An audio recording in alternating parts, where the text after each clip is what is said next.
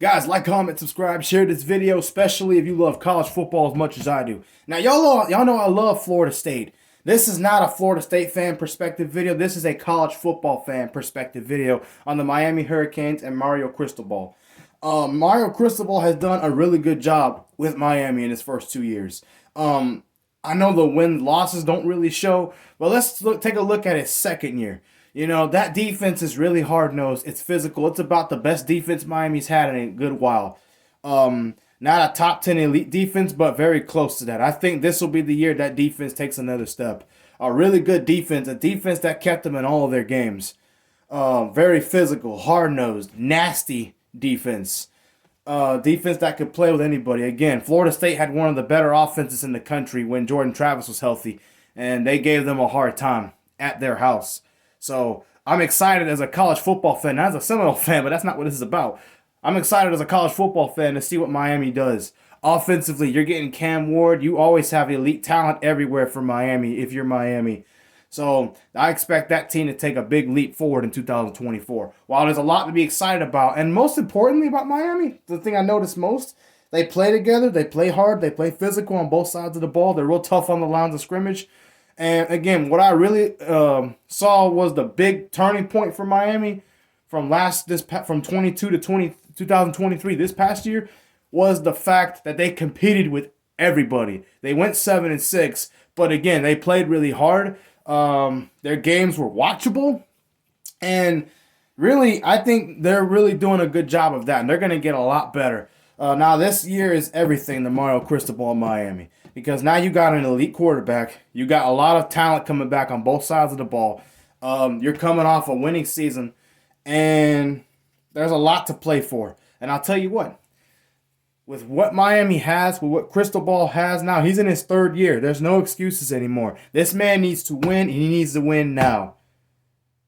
What I expect and what he should be able to, the worst he should do is have at least 10 wins. And the worst he should do, here's the thing, there's two teams he needs to beat at least one of them this year. Of course, I'm talking about Florida State, and I'm talking about the Florida Gators. More likely to beat Florida, but very possible to beat Florida State, because now that whole roster is being turned upside down in terms of the transfer portal.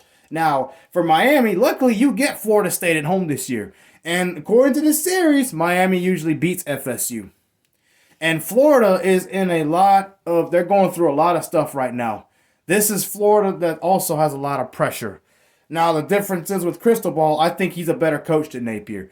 That's a game you have to win. You have to win at least one of those games. Florida State. If you can't win at least one of those games, and to be honest, for Miami, if you can't win at least 10 games total, something's wrong.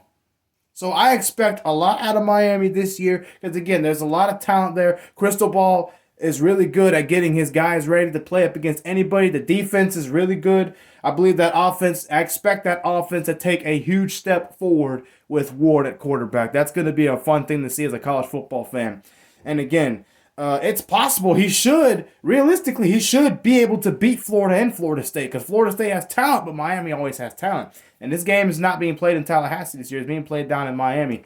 So, with that being said, this year is everything to Cristobal. There's a lot of pressure on Cristobal this year. Yes, they're taking steps forward. Yes, they're a better program than what they used to be before he got there.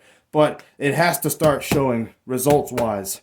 And again, Cristobal, what worries me about Cristobal is the decisions to not take a knee on when the game is over. When you have a chance to win certain games and you got players doing stupid fouls like the Louisville game, for example, and even Rutgers doing dumb stuff to cost them games. Really, truth be told, Miami should have won more than 7 games this year.